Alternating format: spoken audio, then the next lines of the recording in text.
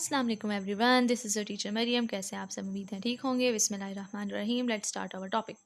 अच्छा, ये क्वेश्चन जो है ना लॉन्ग है, एक्सोथर्मिक एंड एंडोथर्मिक रिएक्शंस, ये दो लॉन्ग है, इन्होंने इकट्ठे करके लिखे हुए हैं। तो मैं आज आप लोगों को सिर्फ एंडोथर्मिक पढ़ाऊंगी, ठीक है।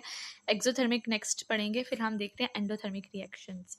एंडो का क्या मतलब होता है? अंदर लेना, मतलब कि ये वो वाला रिएक्शन जिसमें हीट एब्जॉर्ब हो रही है, ठीक है, एवॉल्व नहीं हो रही है, एब्जॉर्ब हो रही है, हम इसको एंडोथर्मिक रिएक्शन कहते हैं। हम यहाँ से स्टार्ट करते हैं, बिस्मिल्लाह। अच्छा, ये बाकी पहला तो फजूल ही ये लाइन लिखी है, physical chemical change is almost always accompanied with either absorption और एवोल्यूशन ऑफ हीट। कह रहे हैं कि फिजिकल केमिकल चेंज हमेशा इनमें या तो हीट एब्जॉर्ब होती है या तो निकलती है, एवॉल्व होती है। तो हम यहाँ से स्टार्ट करते हैं हीट।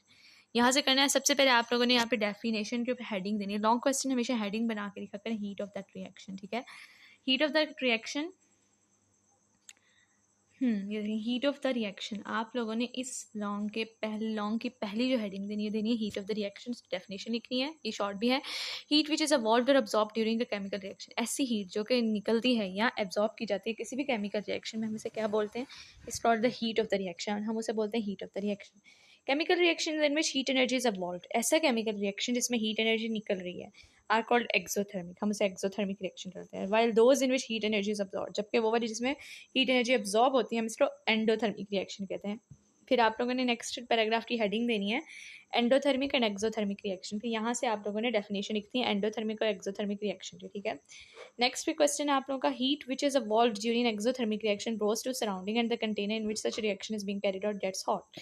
कह रहे हैं फिर आप लोगों ने आगे एक्सप्लेनेशन की यहाँ पे हेडिंग देनी है लॉन्ग क्वेश्चन में हीट से, ठीक है।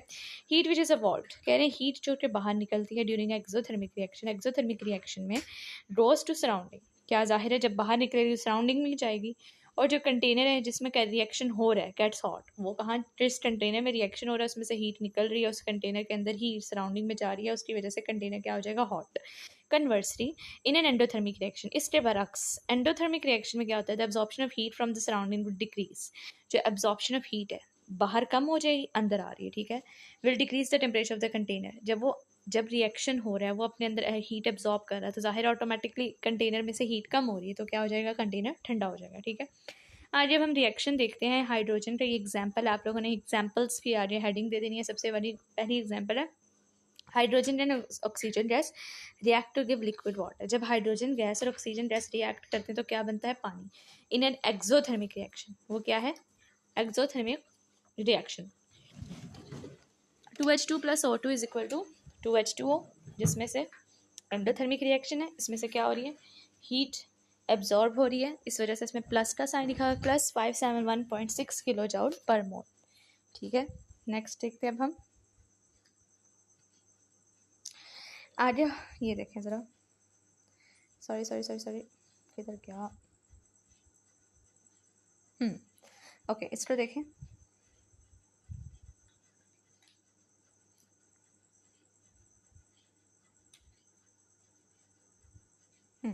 ये देखें ज़रा, hydrogen gas and oxygen react, ये अब इसकी हम ज़रा एक्सप्लेनेशन देख लेते हैं। 571.6 किलो जूल पर मोल हीट इज अवॉल्व्ड, यानी निकल रही ड्यूरिंग रिएक्शन, इस रिएक्शन में द एनर्जी अवॉल्व्ड, अगर एनर्जी निकल रही है, separated expressed as delta H minus 571.6 kilo joule पर किलो जूल पर मोल, ठीक है। तो इतनी एनर्जी रिलीज हो रही है 571.6 kilo joule. The same amount of energy will be absorb in the reaction move in backward direction, और जब रिएक्शन पीछे की तरफ जाएगा, ठीक है, मतलब कि इस तरह जाएगा, वाटर टूट के ऑक्सीजन और हाइड्रोजन बनाएगा, तो फिर क्या होता है? एनर्जी जो एब्जॉर्ब होगी, water will decompose to hydrogen oxygen, water टूट के डिकम्पोज का मतलब होता है टूट के हाइड्रोजन ऑक्सीजन। अच्छा, यहाँ पे ना इनसे रिएक्शन में ये गलती हुई है। आप लोग सोचोगे ये टीचर तो कह रही है कि एक्सोथर्मिक में माइनस का साइन आता है, बाहर निकलती है, यहाँ पे प्लस का। मसला ये हुआ है कि उनसे ये एरो गलत लगाया गया है, उनको इस तरह एरो लगाना था और फिर उसके बाद यहाँ पे प्लस का साइन इस्तेमाल करना था, उन्होंने एरो इस तरफ लगा दी कि बन रहा है, जबकि देखें आप लोग देख सकते हैं, आप लोगों ने गलती नहीं करनी है, बुक में गलती हुई है कि हीट इज़ एवॉल्व, क्या लिखा हुआ है? इतनी एनर्जी निकल रही है इस रिएक्शन में, if energy evolve is separately, जब एनर्जी निकलती है, देखें जब वाटर हाइड्रोजन ऑक्सीजन मिलता है तो पानी बनता है और इसमें एनर्जी रिलीज होती है, लेकिन अगर वाटर को डिकम्पोज किया जाए, आगे देख सकते हैं लिखा हुआ है, वाटर को जब डिकम्पोज करते हैं तो हाइड्रोजन ऑक्सीजन बनता है, और पानी जब जाहिर है बैकवर्ड डायरेक्शन चला जाएगा, उस दौरान पानी को तोड़ने के लिए एनर्जी एब्जॉर्ब होगी, और इस वजह से यहाँ पे प्लस का साइन लगाया हुआ है। यहाँ पे जो मिस्टेक हुई है वो एरो की हुई है, ठीक है। दोबारा से मैं एक दफ़ा बताती हूँ ताकि आप लोगों का कन्फ्यूजन थोड़ी सी क्लियर हो जाए। ये देखें, यहाँ पे उन्होंने यहाँ ये बस एरो गलत लिखा हुआ है, ठीक है। आप लोगों ने अपनी बुक पे ये एरो ठीक करना है, यहाँ पे आप लोगों ने ये वाला एरो करना है, बस बाकी सब कुछ ठीक है। कह रहे हैं कि जब पानी बनता है तो एनर्जी रिलीज होती है माइनस का साइन, और जब पानी टूटता है तो एनर्जी एब्जॉर्ब होती है। तोड़ने के लिए एनर्जी चाहिए होती है ताकि टूट के हाइड्रोजन ऑक्सीजन गैस बनाई जा सके, ठीक है। आप लोगों ने अपनी बुक में ये वाला सही कर देना। ओके, नेक्स्ट देखते हैं हम आगे।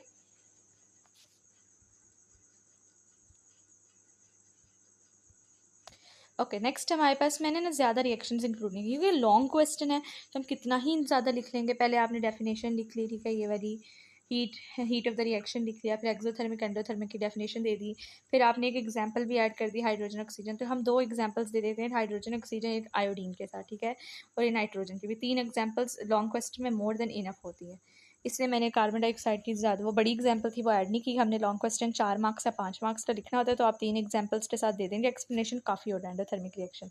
अब ये देखें, हाइड्रोजन प्लस आयोडीन, ठीक है, हमने रिएक्शन वो हमें किस चीज़ का शो करा, हाइड्रोजन और आयोडीन का। हाइड्रोजन आयोडाइड बन रहा है, और ये देखें यहाँ पे क्या साइन लगा हुआ है, माइनस का साइन लिखा हुआ है। इसका क्या मतलब है कि हीट एनर्जी रिलीज हो रही है। The enthalpy change for the reaction delta is 553.08 kilojoule पर मोल। एंथैल्पी चेंज जो है रिएक्शन का, उसकी ये वैल्यू है। तो hydrogen gas reacts with solid iodine, hydrogen gas में किसके साथ रिएक्ट किया, देखें एस लिखा हुआ है ना, सॉलिड आयोडीन के साथ। ओनली एट हाई टेम्परेचर, सिर्फ तब रिएक्ट करता है जब टेम्परेचर हाई हो। And 53.08 kilojoule heat energy is absorb. तो कितनी एनर्जी एब्जॉर्ब हो रही है, 53.08। Formation of NO in air due to lightning in the clouds. अच्छा जी, अब देखें नाइट्रोजन ऑक्साइड कैसे बनता है हवा में, जब बिजली गरजती है ना, बिजली में इतनी ज़्यादा एनर्जी होती है कि वो नाइट्रोजन और ऑक्सीजन इस्तेमाल कर लेती है और क्या बना देती है, निट्रिक ऑक्साइड। इसको बनने के लिए इतनी बनाने के बाद इतनी एनर्जी रिलीज होती है, ठीक है, -180.6 किलोजूल पर मोल। तो इसमें ये बता रहे हैं कि जब लाइटनिंग होती है तभी नाइट्रोजन निट्रिक ऑक्साइड बनेगा, तो लाइटनिंग नहीं है तो इतनी एनर्जी नहीं इस्तेमाल हुई तो वहाँ पे निट्रिक ऑक्साइड नहीं बनेगा। The enthalpy change for the reaction is delta है, जो एंथैल्पी चेंज डेल्टा है जो होता है 180.6 किलोजूल पर मोल। और इसकी जो एनर्जी हो रही है वो कितनी है, एनर्जी चेंज आया इसमें 180.6 किलोजूल पर मोल, इसने एनर्जी अब्सॉर्ब की है बाहर से और 180.6 किलोजूल पर मोल दिया, ठीक है। आई होप आपको अच्छे तरीके से समझ आया होगा। एंडोथर्मिक रिएक्शन एक्सोथर्मिक में कल पढ़ाऊंगी इंशाल्लाह। अल्लाह हाफिज़। Like share and subscribe my channel.